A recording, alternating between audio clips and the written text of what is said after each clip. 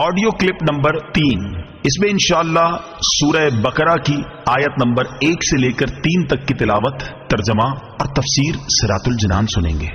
بسم اللہ الرحمن الرحیم۔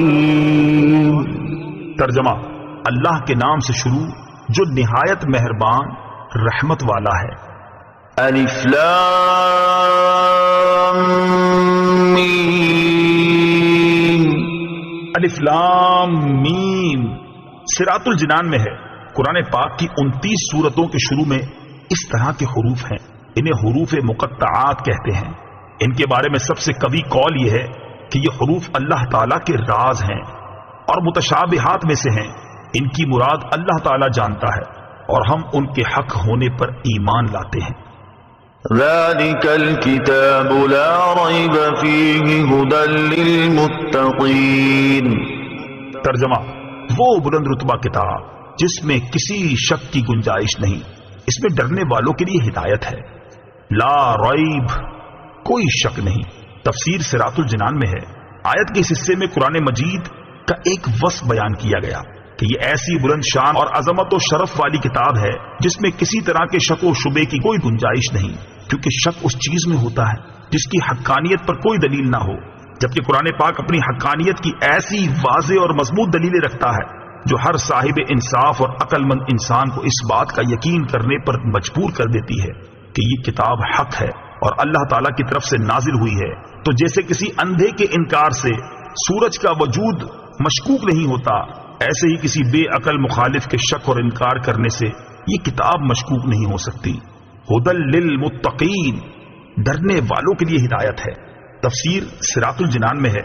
آیت کے اس حصے میں قرآن مجید کا ایک اور وصف بیان کیا گیا کہ یہ کتاب ان تمام لوگوں کو حق کی طرف ہدایت دیتی ہے جو اللہ تعالیٰ سے ڈرتے ہیں، اور جو لوگ نہیں ڈرتے انہیں قرآن پاک سے ہدایت حاصل نہیں ہوتی۔ یاد رہے، قرآن پاک کی ہدایت و رہنمائی اگرچہ مومن اور کافر ہر شخص کے لیے عام ہے، جیسا کہ سورہ بقرہ کی آیت نمبر 185 میں اللہ تعالیٰ نے ارشاد فرمایا ھدی للناس، یعنی قرآن مجید تمام لوگوں کے لیے ہدایت ہے۔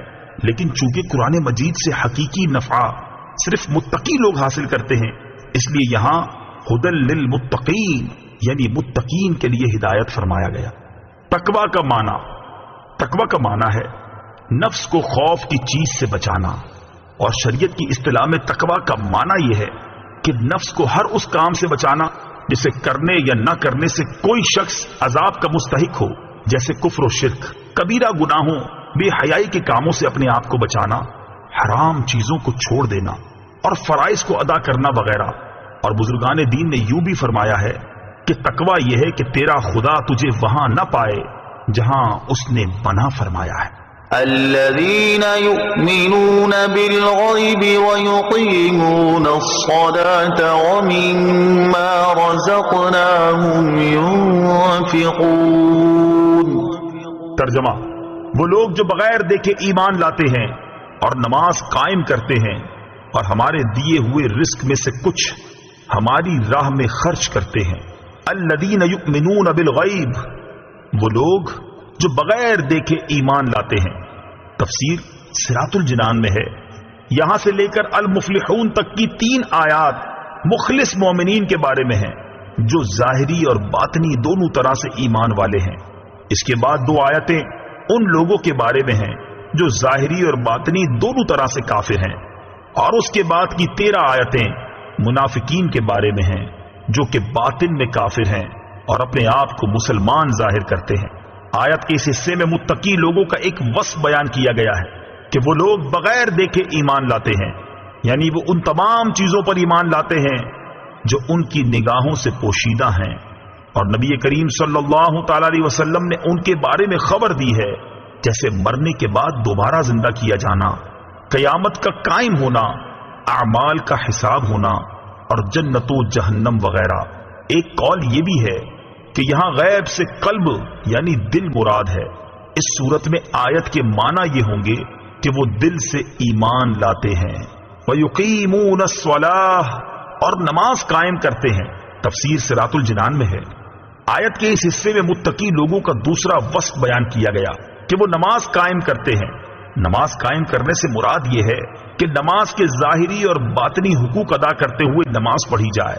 نماز کے ظاہری حقوق یہ ہیں کہ ہمیشہ ٹھیک وقت پر پابندی کے ساتھ نماز پڑھی جائے اور نماز کے فرائض، سنن اور مستحبات کا خیال رکھا جائے اور تمام مفسدات و مکروہات سے بچا جائے، جبکہ باطنی حقوق یہ ہیں کہ آدمی دل کو غیر اللہ کے خیال سے فارغ کر کے ظاہر و باطن کے ساتھ بارگاہ حق میں متوجہ ہو اور بارگاہ الہی میں عرض و نیاز اور مناجات میں محو ہو جائے۔